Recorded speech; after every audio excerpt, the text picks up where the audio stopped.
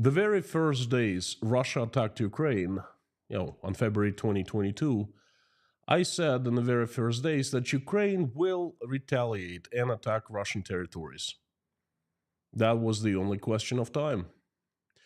I was in Rostov-on-Don, in the place where I was born and I grew up. That's a city in the south of Russia. And right next to Ukraine. Everyone around me, when they heard me saying about Ukraine attacking Russian territory, they thought I was insane. Well, it took the Ukrainians 15 months to start attacking Russia. First drone attack was executed on the Kremlin. 2 direct hits, one after another, on May 3rd of 2023. 3 weeks later, the border city of Belgrade was massively attacked by the drones, and that was just the beginning. Another attack happened 3 weeks later after the first one, and I will remember that one for sure, because the tenement block where we lived in Moscow was attacked. The drone missed my apartment by about 50 meters. I remember Russians' first reactions: perplexity and confusion. What? How is this possible? Where is our defense system that has cost us trillions of rubles for the last 25 years? What's going on? Well, let's fast forward to September 2024. Daily individual strikes on different Russian facilities, and the biggest drone attack on Moscow region, on Moscow province, up to date, with first civilian victim. The reaction now? Fear. People scream and cry. In this live stream, I want to tell you what's currently going on with the drone attacks on Russia, how the state and the propaganda react, how Ukrainian has achieved the upper hand over Russia in drone warfare, and how regular Russians react. On top of that, I will share a very personal story on the topic. Howdy, everyone. Welcome to Inside Russia. My name is Konstantin.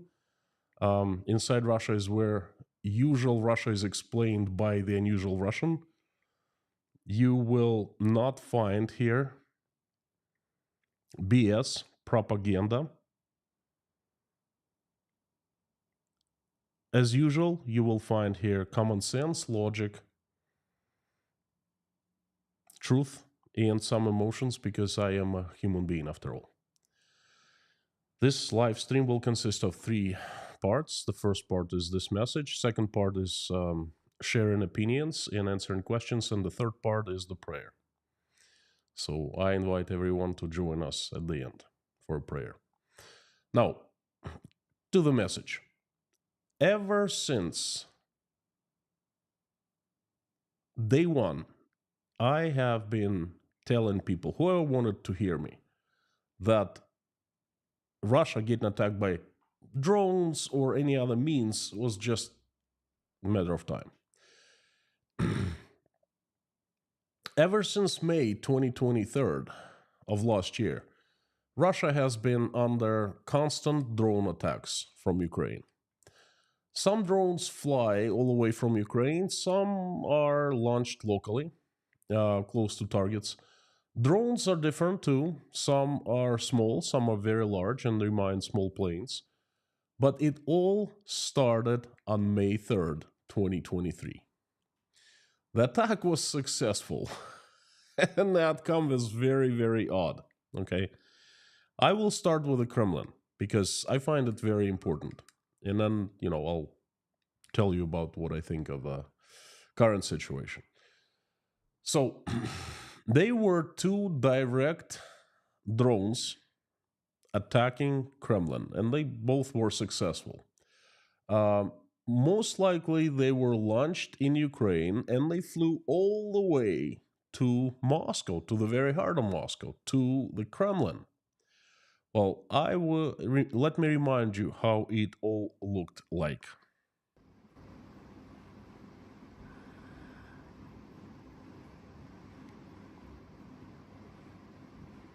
Boom.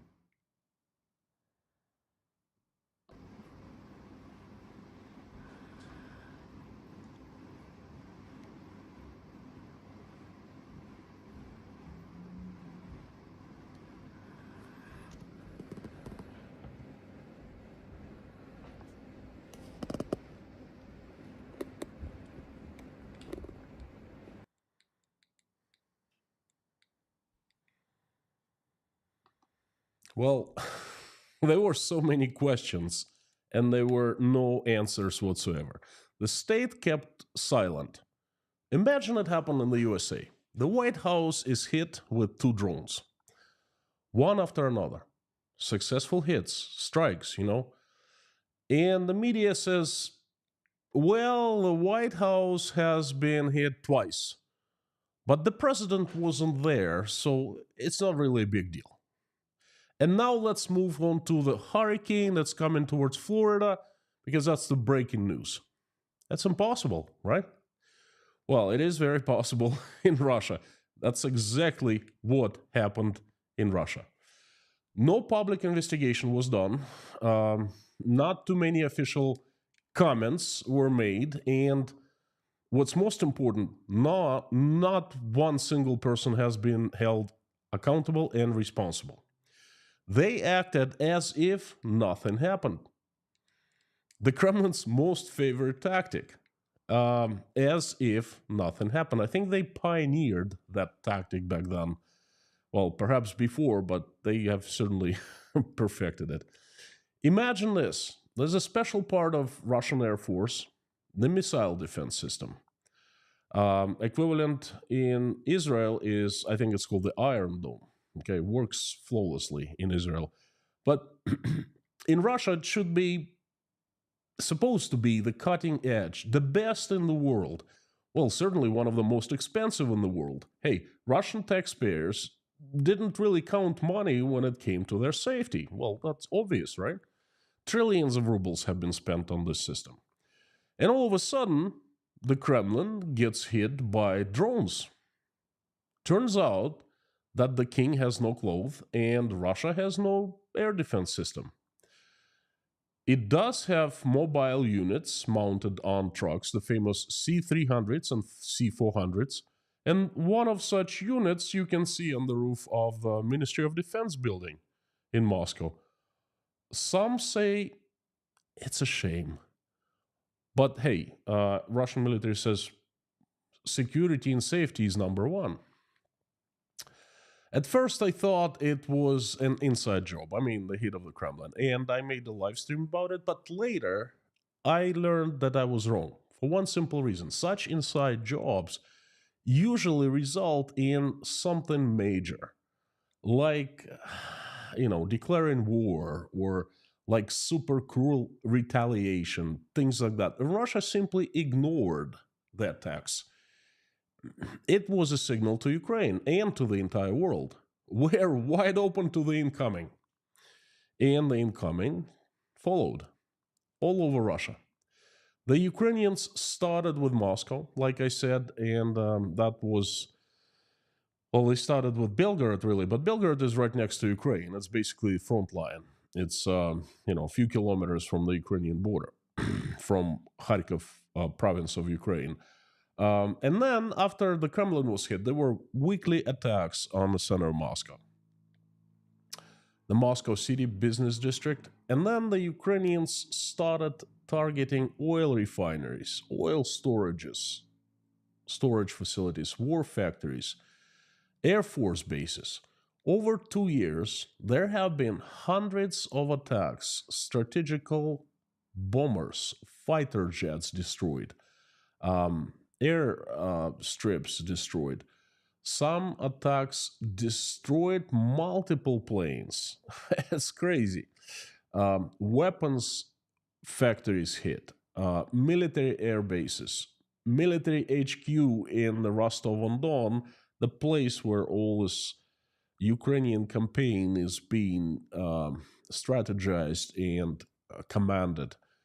Different bridges, and in my opinion, the most effective strikes executed on Russian oil refineries, big and small. Well, Ukrainians are definitely determined and very smart. There have been hundreds of strikes. Russian government officials and propaganda have come up with a new brilliant strategy how to minimize the damage, at least informational damage. I'm telling you, it's brilliant. Brilliant strategy. Before I tell you about that strategy, I'd like to ask for your help. Um, there's trouble with Inside Russia. The channel has started being demoted. Forget about monetization. It's not about monetization anymore. I'm not earning anything from YouTube. That's a different story. But um, on top of demonetizing, they started demoting. The algorithm, the YouTube algorithm that I value so much, that has given me and millions of other people ability to reach large audiences. YouTube algorithm shows my videos to fewer people now, and it's becoming increasingly more difficult to find my videos among others. So I'd like to ask you to help by subscribing if you're not subscribed at this point, liking the video, this video, other videos, and commenting. Share your opinions. And if you don't have anything to say, please type something nice in the comment section. I'd love to hear a few words of encouragement, I'd love that. So, and of course, I'd like to thank you once again, those of you who have helped Inside Russia by becoming patrons, buying me coffees at buymeacoffee.com, sending money directly through PayPal. Friends, thank you so much. That means a lot to me, and that's the only way how to keep everything afloat money-wise. So thank you. Back to the message. How do the officials and the propaganda deal with numerous drone attacks these days? How have they been dealing with a little under 2 years? In a brilliant manner. Like I said, that's a genius strategy. After every drone attack, they announce, and it's usually very dry but informative statements coming from officials and from the propaganda, but not too many, not too often, not too much. Usually announcements that, a previous night or previous day, there was an attempt of drone strike, and drone was successfully shot down by Russia's fantastic air defense systems. Russian military protected everyone and everything from Ukrainian drone attacks. Um, well, if something blew up, hey, you know, those remnants of the drone fell down, and unfortunately, it caught on fire, and boom. And after usually one or very few official messages, everyone keeps silence. They don't speak of it anymore, as if they forget. And Russian voters and taxpayers, that surprises me the most, do not ask questions. The first question that comes to mind, well, the first couple questions that come to mind, how is this possible? And who is responsible? But no one asks that. And this is how Russian people react. They do not, literally, they do not react in any way. The easiest reaction, none of my business. It does not concern me. And if you start talking to them, provoking them to speak, to discuss, oh, no, that's not going to fly. They shut you down. No, please stop. They say, I don't want to talk about it. I don't want to hear about it. If I start learning, I'm going to go crazy. I've heard it so many times. That's usually the answer you get from Russian people. I've said many times they live in informational bubbles that they have created for themselves. I'm changing my opinion a little bit. They start reminding me ostriches. Ostrich, right? Ostriches. In case they get scared, they just bury their hands into the sand and they stand there. Well, let me show you what happened in Moscow a few days ago. The biggest and most brutal attack, from what I heard, there were 14 drones, unconfirmed. But hey, you know what? You can't really confirm with the Russian officials. They don't say how many exactly they were. So this is what happened.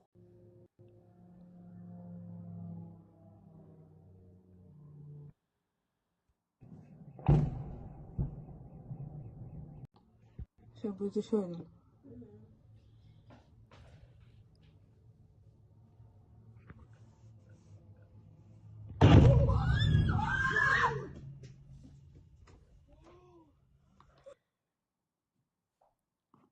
Another one.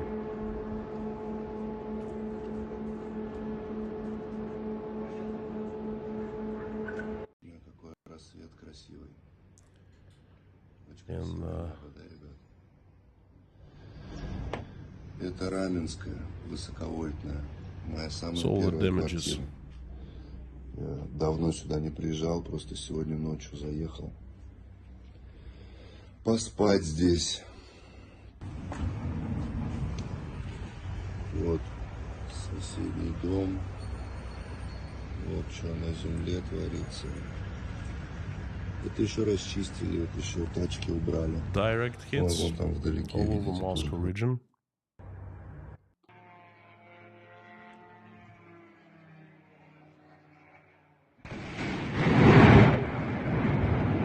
Высоковольтная. Дом рядом. Ёб твой. Господи, помилуй.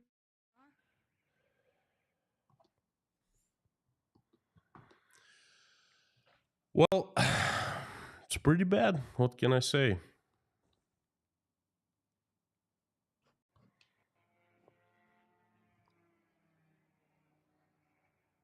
Boom.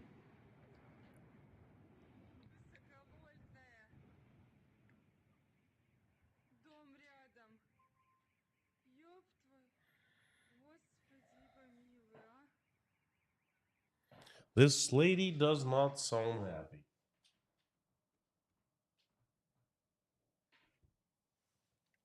And she says, please, God, save us. Well, okay. So, drone warfare is on. And you know what? It is obvious that Ukraine is winning this war, drone war.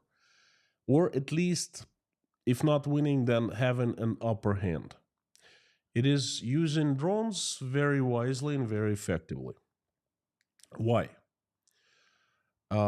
And how is this possible for small Ukraine, David, to win fighting with Goliath?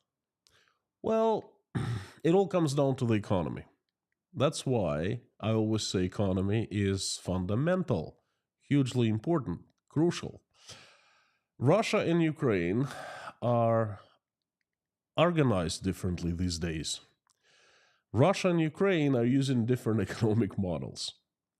Russia, don't forget, it's coming back to the USSR, and you can argue that it's one foot back into the USSR, or sometimes it seems like it's already there 100%. But it's using, well, at least it's trying to use, definitely in the military industrial complex, it's trying to use planned economy, or at least, parts of planned economy. Basically, Russian economy is getting into the state of what is called the state economy. The state, or the Ministry of Defense, has a budget that Putin allocates to the Ministry of Defense, and the ministry demands certain amount of drones and certain kinds of drones from Russian military industrial complex. And Russian military industrial complex enterprises mostly belong to the state. So state takes taxpayers' money and orders manufacturing of drones from itself, from the state. Okay? Orders are placed and money is spent. And of course, a huge deal of money is stolen on the way because of corruption. That's how Russian economy works, at least Russian state economy. Been there explaining before. I've had many streams on explaining how it works. So, army is on the receiving end. It receives drones.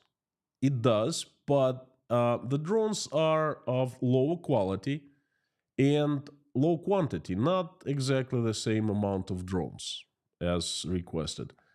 Well, you can't really steal money and deliver orders 100% as demanded, right?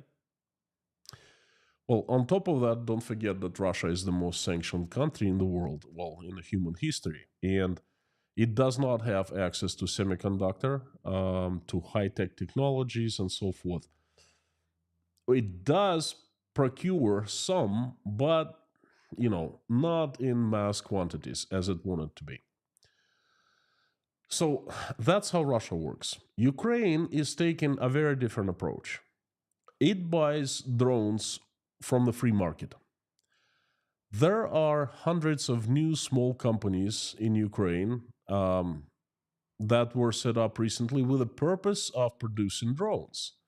And some, or from what I hear, quite a few companies, they're located in a very, basic facilities, in the garages. There could be a few people, and they produce all kinds of drones. Companies large, small, and drones are also large, small, very basic. Some are very advanced. Um, there is competition, and that is the key moment here. Competition. Ukrainian government buys drones, and the companies who produce drones compete. They try to provide better quality. They invest into research and development. Okay, they try to come up with new features, and this is how Ukrainian government is working, and it's free market. So it's the state planned economy versus free market economy. At least in the drone warfare, and obviously competition rules, wins, always wins. Therefore, in 2025, the Ukrainian government announced plans to buy 1 million drones, from the market. And it means that something tells me that Ukrainians will deliver 1 million drones. They will reach their goal. And it means that 1 million strikes are coming onto Russia next year. Ukraine is definitely having upper hand. On top of that, from what I understand, Turkey is supplying Ukraine with very high-tech, one of the best in the world drones called Bayraktar. Bayraktar is the last name of son-in-law of Erdogan, current president of Turkey. So no Bayraktars for Russia, and there's Bayraktars for Ukraine. Drone strikes keep on happening. And let me tell you a personal story. Like I said in the beginning, while we were still in Rostov, then we moved to Moscow, I personally have spoken to quite a few people. I spoke to quite a few people. And when I warned them about coming hits of Russian territory, no one took me seriously. It's crazy. All right. At best, people tried to calm me down. They were saying something like, Konstantin, oh, come on, look, you are overreacting. There cannot be any strikes on Russia. Do you understand? Russia is simply performing a special military operation. It's not war, All we are trying to do is denazify Ukraine and demilitarize it, and that's it.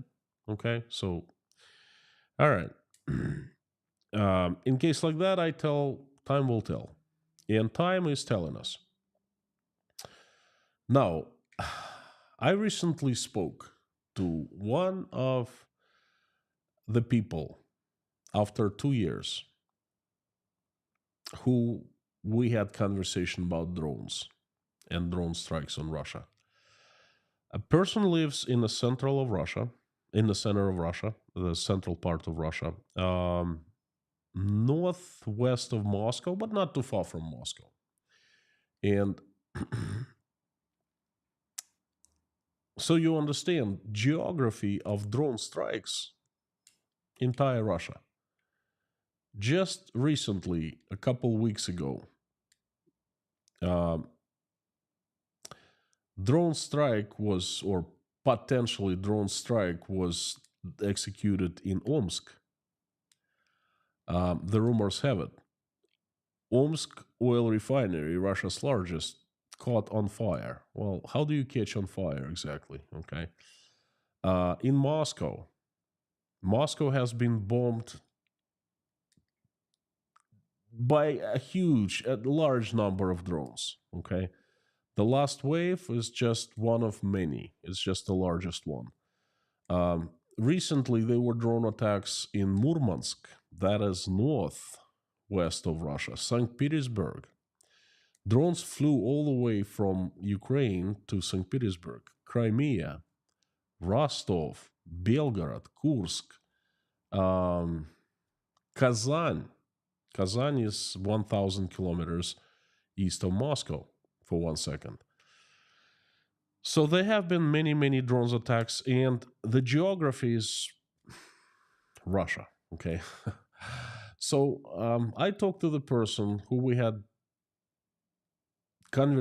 discussion, and well, we didn't have conflict, but we had a heated conversation, and he was accusing me of overreacting and panicking, and well, I called him after this attack on Moscow, and I spoke to both him and his wife. His wife was screaming, and she was on the verge of losing it, and she was crying extensive, well, a lot. She was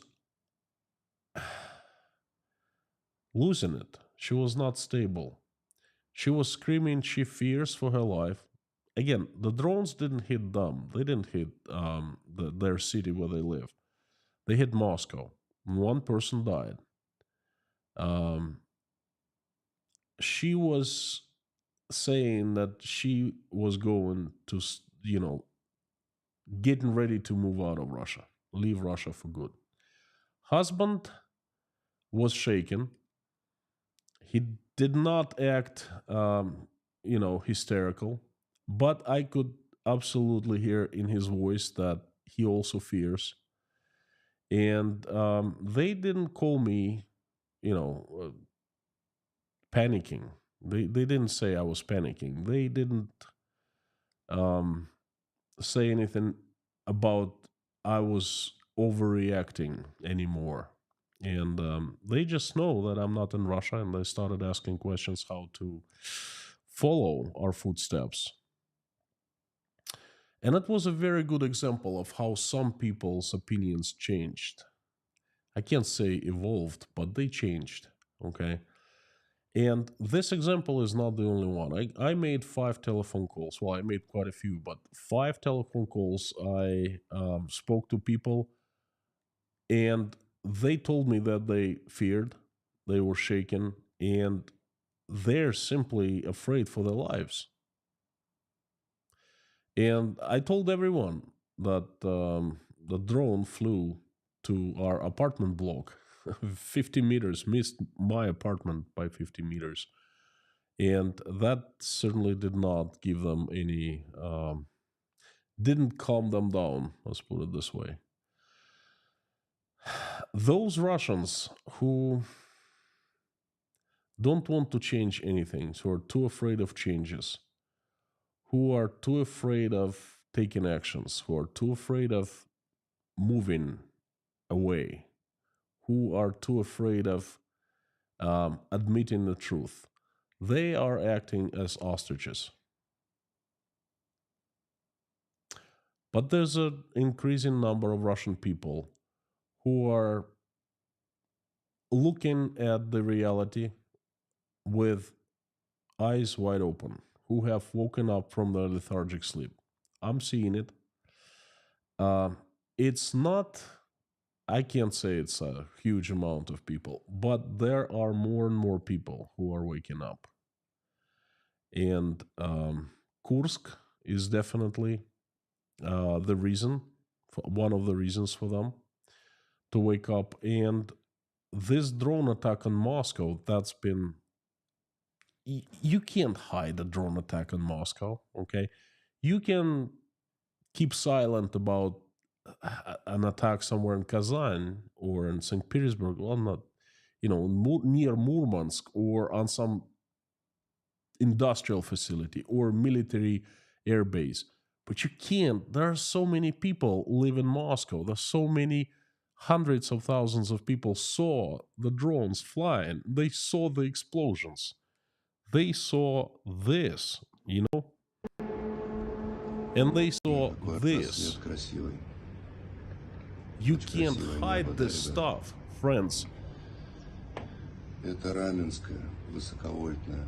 Моя самая первая квартира. Я давно сюда не приезжал, просто сегодня And ночью. they're gonna be waking up more and more.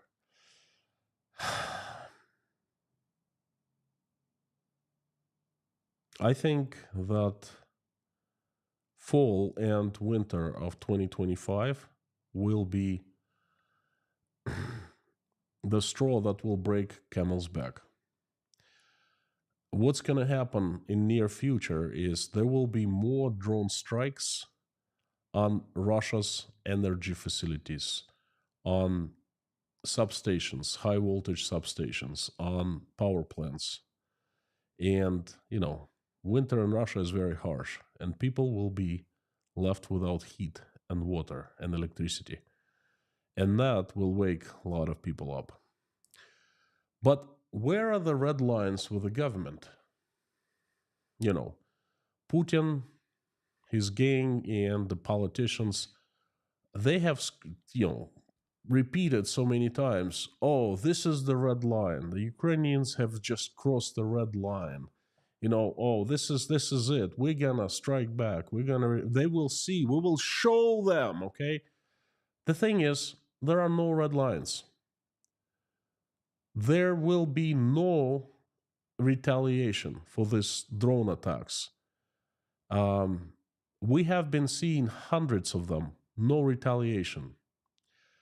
And there will be no retaliation for two reasons. First of all, Russian government doesn't really care.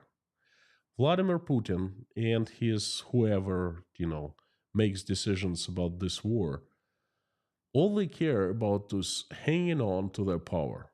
Okay? They don't care about people. They don't care about infrastructure. Drone strike, well, what's the big deal? Look at Kursk. Look what's going on in Kursk. A great deal of Russian province has been taken over by a foreign army. And guess what? No retaliation. Nothing's going on. Right now, they're trying to get some settlements back, but it's been over 1 month. Look what's happening. Nothing. Now, Kursk could be much thicker and much brighter red line than anything else in Russia. Okay? Kursk is the war on Russian land. And yet, they're not doing anything about it. For drone strikes, drone attacks, they absolutely will not do anything. No actions will be taken. Why? The second reason is, They don't care, and even if they wanted to, they simply don't have capability to retaliate. They don't have anything to retaliate with. No hardware, no drones, no tanks, no cannons, and no people. The only thing that they have left is nuclear weapons, nuclear missiles, and that's a big question. I'm hearing an increasing number of experts saying, "Hey, whatever Russia has left is not in working condition." So I don't know. I can't prove them wrong, and I can't confirm. But I know for sure that in the last months or so, not one single official, including Vladimir Putin, mentioned nuclear threat. Not one. They used before, but when it came to um, the army occupying the land of Russia, they shut up. As this tool, as this threat does not exist anymore. So there will be drone attacks, and to be exact, 1 million drone attacks at least in 2025, in the coming year. We will be seeing explosions, we will be seeing damages, destruction, and deaths, unfortunately. Um,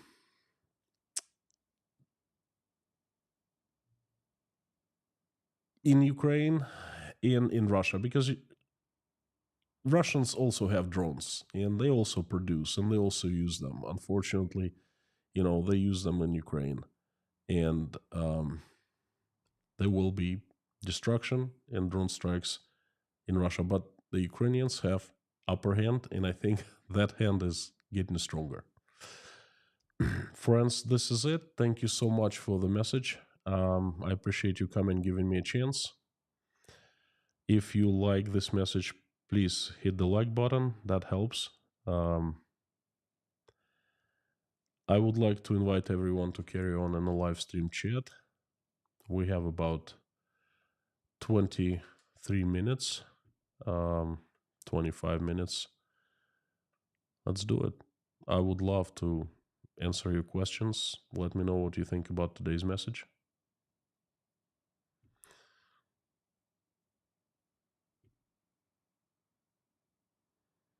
And I have pretty good news. Ola just landed in the USA. While I was streaming, I saw a message from her. That's fantastic. I've been updating patrons and Patreon about our little adventures. And by the way, 9 news, they're still coming. It's not three by 3 format. At least today and tomorrow. I'm a little struggling with it a little bit, but I have found I have selected 9 news that I find important, and after the live stream I will post them all 9 at the same time at the Patreon, so please come and check them out if you're a patron. If you're here for the first time, please know that this community is the best because of it has the best moderation team and the best members. The mods, Lorna, Mami K, Dirk, Harry Potman, Bob S, and Amir Fazat, they're the best, great people, and the best mods. So thank you so much.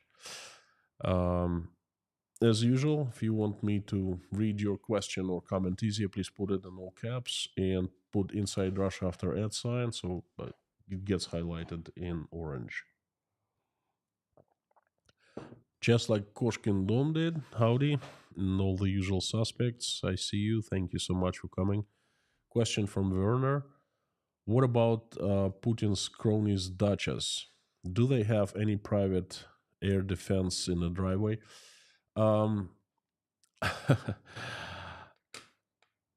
Few probably do, but the top dogs.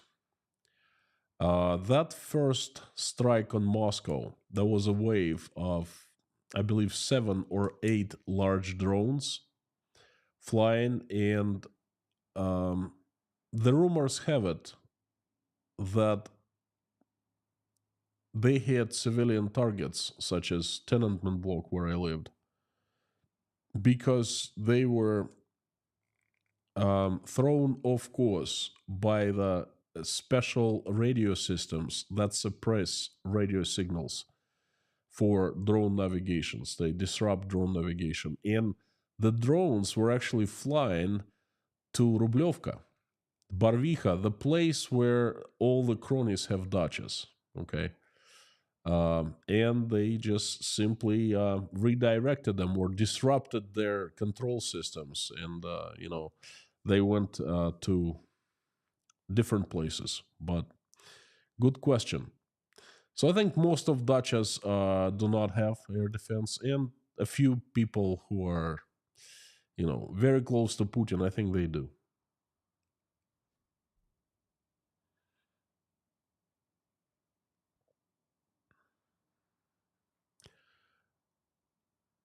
Yuri Kwak, howdy friend, howdy, good to see you. Miko Malinen, time for peace. Definitely. Putin is desperately trying a way out. He needs a way out to save his face. He needs to find a solution where he can explain to Russians why he started this tragedy, this mess, this destruction of Russia 2.5 years ago. Okay, now he simply can't. This, if he withdraws all the troops from Russia, from Ukrainian territory back into Russia, he'll face one huge question. Well, 140 million questions. Why? He's not going to last long in this case. He wouldn't last long. So, yes, definitely time for peace. And this is what we pray every day. WLY forward, thank you so much. Nice words. Angela, good to see you. Christian Cruze, howdy. Andrew from South Africa, hello, hello. Joanna from Finland, good to see you. Stockholm, Sweden. Mr. Per, good to see you. Andreas, Sherleaf, hello, hello. First day I don't have any questions because YouTube didn't notify me. Came very late. In the beginning, in the middle of a message, I paused and I asked everyone to help me out, to like, to subscribe if still not subscribed, and to comment. Because, Sherleaf, YouTube started demoting inside Russia. I'm seeing it in the statistics. And how does YouTube demote? One simple method, by showing thumbnail to fewer people. So basically, the audience always consists of the returning viewers, the community, and the new viewers who find the channel, like, watch for the first time, and if they like it, they subscribe. Okay, that's how the community grows. And YouTube simply stopped showing my content to new people. So monetization is, it's pretty bad to be demonetized, but that's not the end of the world. I've been very thankful for Google to, keeping my voice, keeping my channel up and running. But it looks like not only demonetized me, it started hitting me more and more, and that hurts. That hurts. So, Sherleaf, I think you are not the only one. YouTube stopped sending notifications to the community. I'm speechless. I don't know what to say. Dog lover from Jacksonville, Florida. Howdy. Veronica, good news. Solia arrived safely in the US. Right after the stream, I will actually call her and ask her how. Well, her flight was 14 hours. She flew to one of the Middle Eastern countries, changed plane, and then flew to Pennsylvania. So, but she's there. That makes me incredibly happy. No US politics. Barry Craig from Scotland. Craig or Craig? I'm not sure how to pronounce. I'm sorry. Lucas turned late, so I go watch. Please do. FWLY, forward from Netherlands. Howdy. Team Wanderloo, Google algorithm likes monetized videos. Now you're demonetized. I think that's why you see fewer visitors. That could be the reason. I hope it's the reason. I hope it's, they are not doing it on purpose to me. What can I say? um,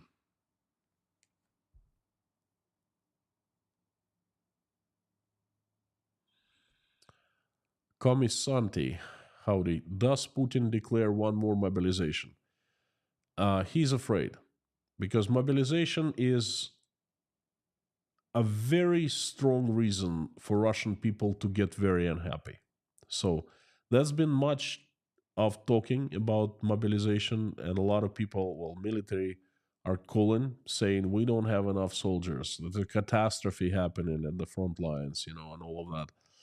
But I don't think that's going to be, could be his end. He could start seeding the seeds of anger, wrath, and no one knows what he reaps.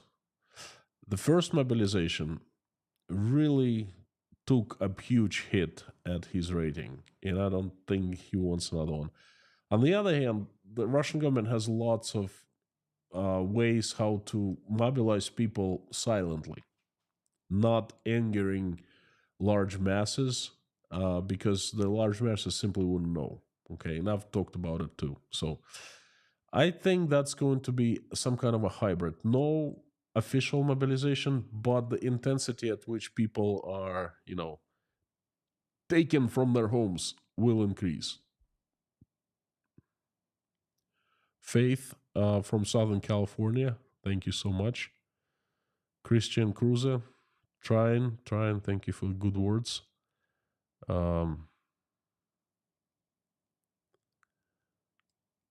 Helen, thank you. So we have about 12 minutes.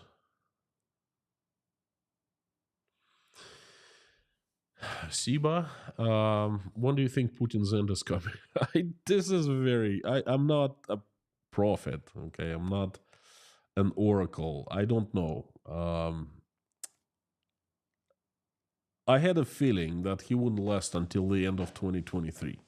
See, that's the end of 2024 soon, and he's still in power. His position is unclear how strong it is. The foundation is not clear at this point. There is a huge fight, political fight going on inside Putin's circle. But at this point, I don't feel the situation well enough to actually make a stream about that. I'm keeping my eyes open. I don't know. But I think that Putin will not last a long time. I think his end is nearing. And I think he knows that, by the way.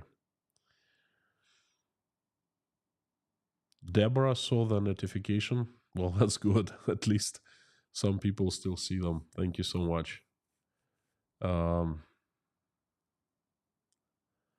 Howdy Doody Land, Virginia. Howdy Doody. I've never heard of that. Howdy Doody. Hello, Philip. Howdy. Bob Brennan from Wisconsin, USA. Hello, Bob. Good to see you. Long time no see.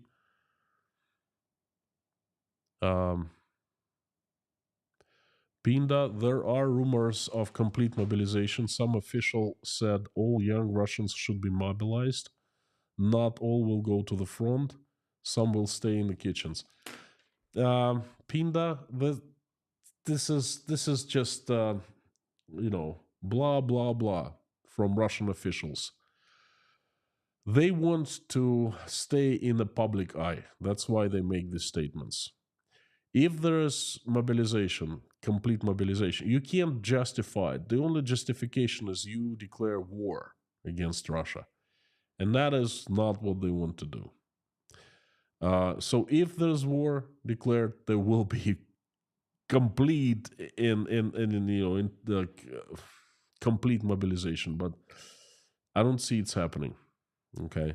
If Putin is cornered, if Ukrainians are pushing towards Moscow, if the entire Kursk region, Bryansk region, Belgorod region are fallen and under control of Ukraine, that could instigate Putin to do something like that, something big, but not at this point.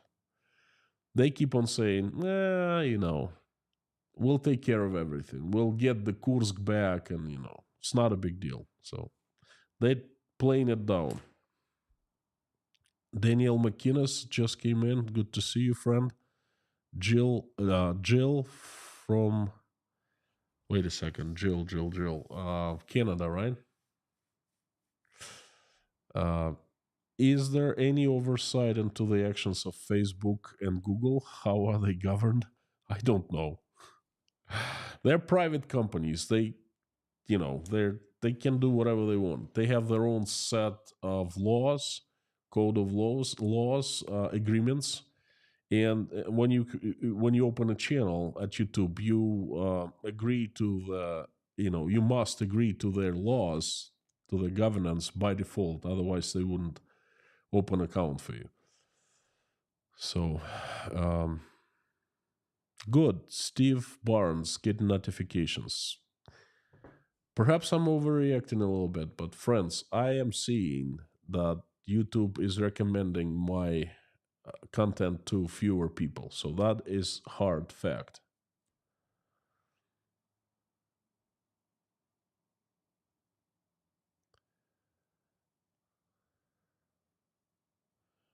Can't find buy me a coffee link. Daniel, I usually post and pin such link to PayPal, to buy me coffee, and to Patreon at the end, after every stream ends. In the comments, I make the comment and I usually pin it, so it's number one. And in the description to this live stream, you will also find the links.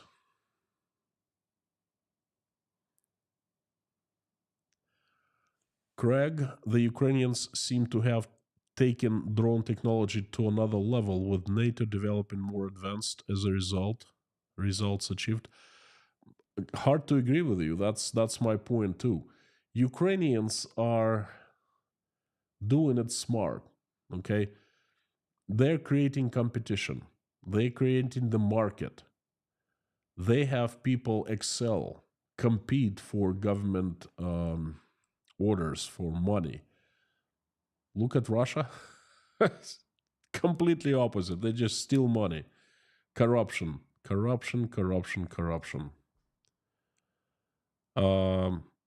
Gordon B., what about all the conscripts who have surrendered? First of all, there is no official information from the Russian side. The Ukrainians are giving information about so many hundreds, perhaps thousands of conscripts who have surrendered. And it seems like Russian side does not really care much. I give it to the Ukrainians. They're just the good people. They taking care of those who have surrendered well. They don't torture them. They feed them. They provide medical help. I know. I lived in Ukraine for a year. I have so many friends in Ukraine. Good people, good people. And what my compatriots are, whatever citizens, fellow citizens are becoming, it hurts. All right.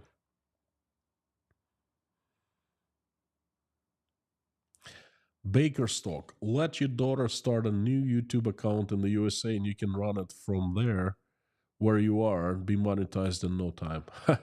Look, if it was that easy, I don't want to change inside Russia. This is my child, my sixth child, I started it, I founded it, and I grew it. And you have helped me, the community.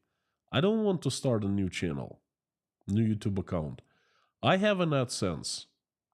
It's completely transparent, clean, legal. I pay taxes for the company that I, registered AdSense for. And it's certainly not in Russia, not in Uzbekistan. It's in the good old USA, but they keep rejecting me. So Oля starting a new YouTube channel or account, that's gives me shivers, if I go that way. Judy, all the people that had to leave their homes, where are they now? Do they return home? I gotta make a live stream about that. If you're talking about people in Kursk, no, of course not. They have not returned. They have dispersed all over Russia. Some went to the relatives. Some are staying in temporary facilities created by the state, but they're, to me, that's a human catastrophe. Ukraine has been going through it for 2.5 years, and it's incomparable. Millions and millions of Ukrainians have gone through it. Entire Ukrainian cities and towns have been razed completely. Okay, I don't know how many people died. I'm too afraid to think about it.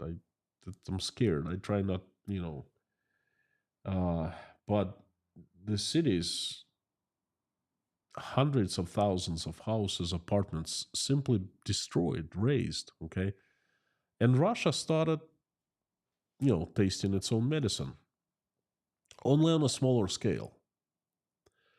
I don't know what has happened to all the Russians, 250,000 who have left, and probably more now.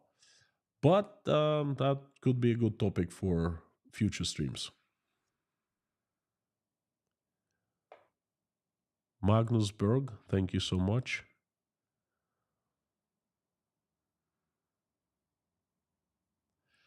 Gordon, again, I've heard that many soldiers have surrendered. I don't know. I'm not there. I didn't witness it, but the rumors that there are many.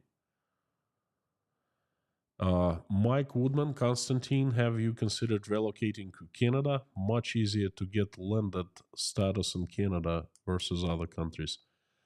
Mike, you'd be surprised. Canada is almost as difficult as the United States. Thing is, in order to get to Canada and apply for political asylum, you need a visa. And first of all, I cannot get Canadian visa here in Uzbekistan because I need to. They say, hey, you're Russian, go to Russia, get visa in Russia. Canada. Is that the case? Definitely the case for all European countries.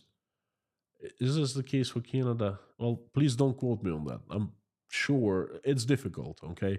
And they simply do not issue visas to Russian nationals anymore. Definitely not tourist ones. So Canada would be my second choice after the United States because Canada is one of the nicest countries. It's, English is the spoken language and market economy, democracy, wonderful nature, climate. I don't really like snow, I like South. I was born in the South and that's where I grew up. But Canada would be also good, but it's hard to get there. Lorna says Kevin Baker's birthday. It's been a while, but there's a tradition. If someone's birthday, I sing happy birthday song. So, and I warn everyone in advance because I sing so nicely that sometimes people's ears break. So I'm going to sing for Kevin. Please cover up your ears. Happy birthday to you. Happy birthday to you. Happy birthday, dear Kevin. Happy birthday to you. Kevin, have many happy returns of this wonderful day. Have a good celebration. I wish you be surrounded with people who you love and who love you. Be healthy. Have many reasons to smile and have many coins in your pockets.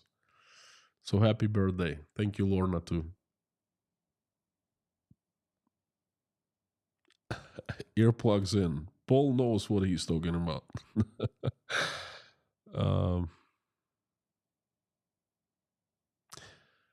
Kalina Marinova. How about Portugal and their nomad to something visa? Roman somehow did it, not from Russia. I know. It took Roman over a year, a bunch of attorneys, and Roman is by himself. He's a young single guy.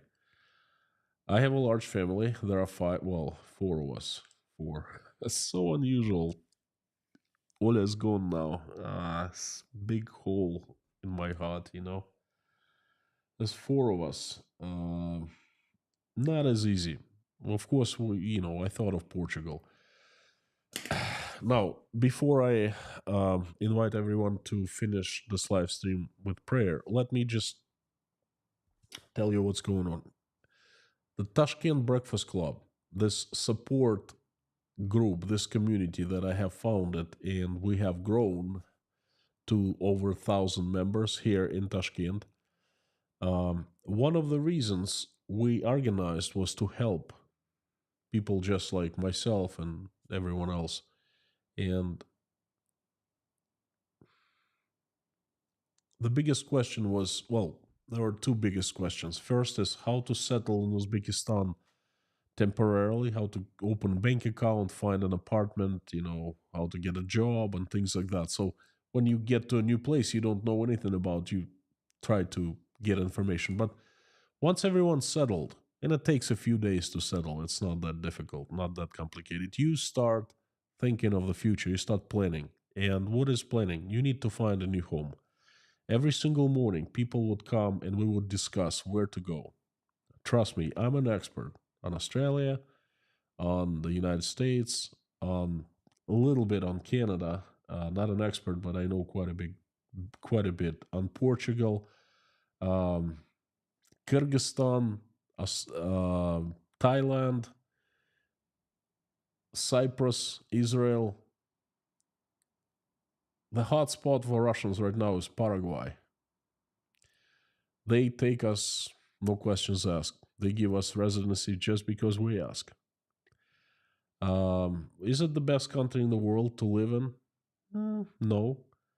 But to some people, they like it, Some go to Sri Lanka, easy to get there. Some go to Bali, easy to reside, difficult to get permanent residency. Very easy to get citizenship of Kyrgyzstan. Question is why you need it.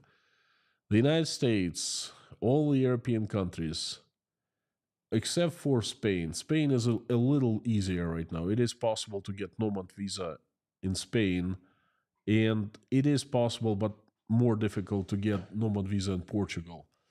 Are very difficult, except for these two countries. Slovenia is still one of the countries where Russians are accepted. Montenegro is also where Russians are accepted. So trust me, I know a thing or two about immigration. Another thing I wanted to tell you is for the past year and a half, me and Meta Spencer, a lady who is great, well, she's not a public servant, but she's an activist. She runs Save the World project, and it's a non-commercial, but charity organization. She's been involved into many social projects to make the world a better place. Me and her, we're trying to figure out a way how to help Russian immigrants. Introduce special kind of passports, travel passports for them, knocking on the United Nations door. She's based in Canada, so she tried to speak to quite a few officials in Canada.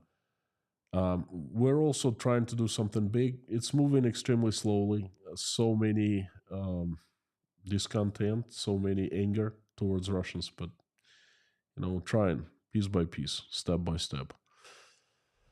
So, Terry says, easy if you're born here in Canada. You are right on, my friend. If you're born in Canada, piece of cake, If you're born in the USA, oh, that's so easy to get American citizenship. You don't have to do much. Yeah.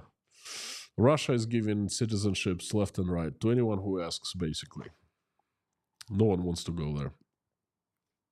Friends, thank you so much. I would like to fake not Nightbot. Thank you, Amir.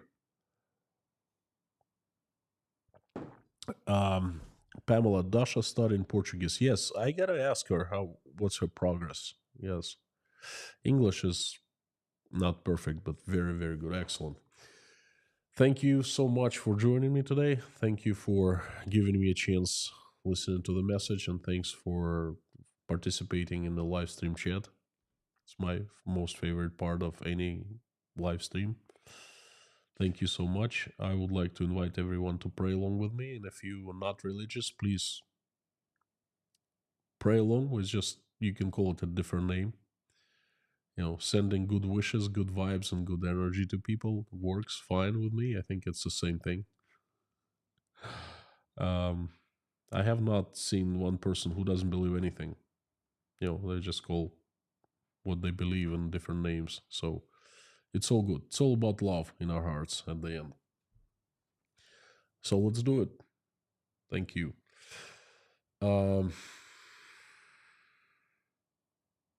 Dear Lord Jesus Christ, thank you so much for giving us this day. Thank you for putting food on our tables and giving roofs over our heads. Thank you for surrounding us with people who we love and who love us.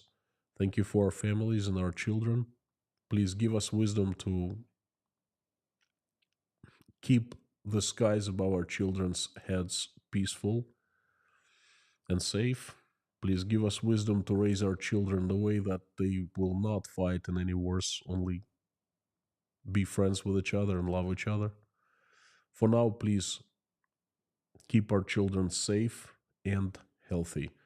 Dear Lord, please help stop the bloodshed in Ukraine. Every single day we pray, we ask you to stop the bloodshed. This country has suffered so much. People have suffered. They need peace. They need healing. They need future. They need hope. Please send peace to Ukraine. Stop the bloodshed. Reach out and touch the hearts and souls of those responsible so they make the decision to stop the bloodshed. And please help my country, Russia.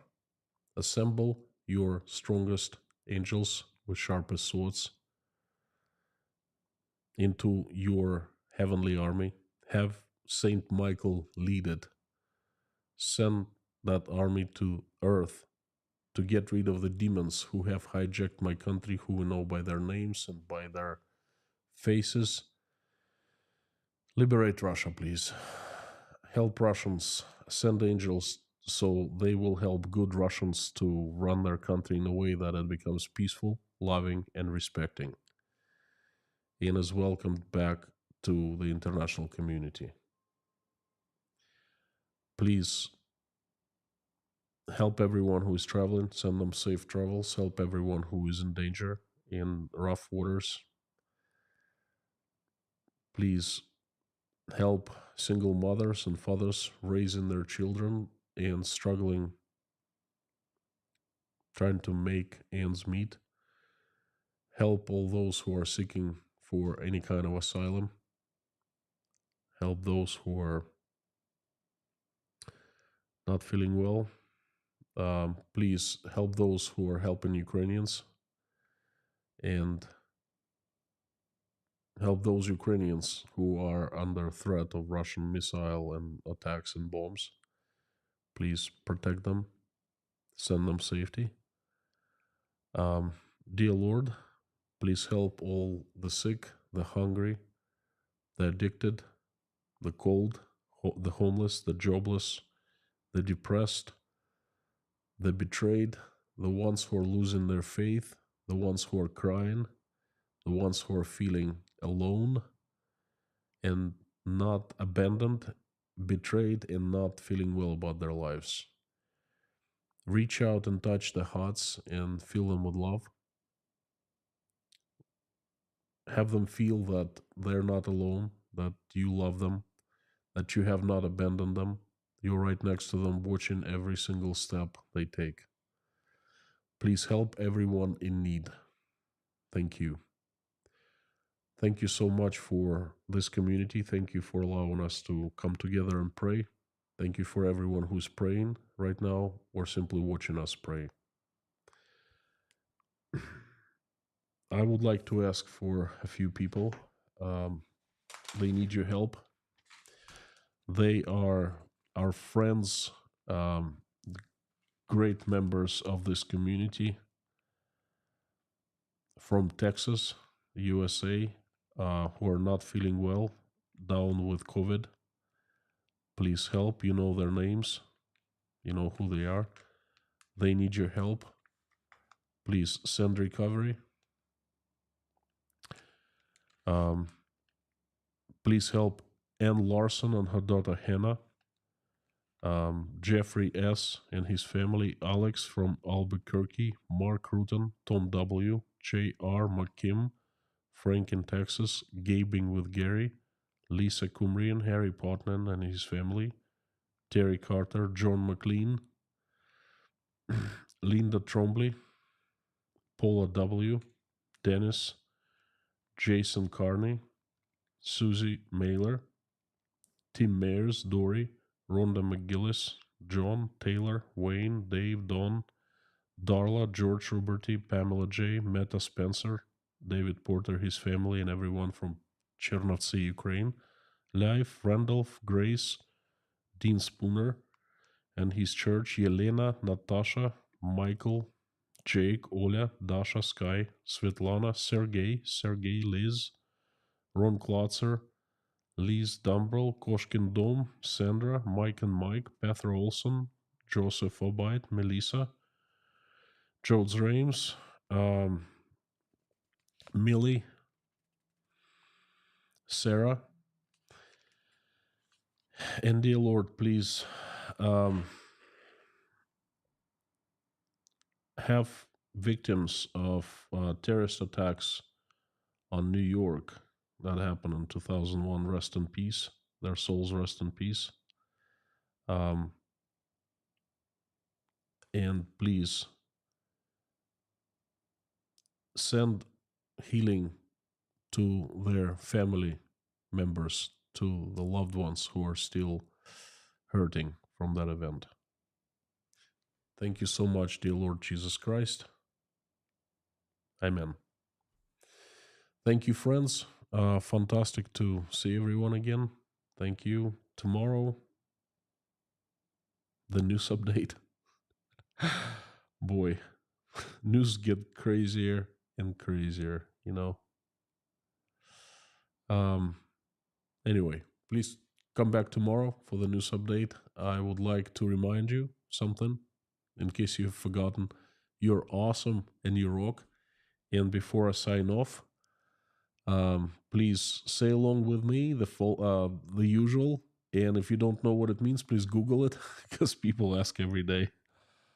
Say out loud as you can, along with me. Carthago delenda est.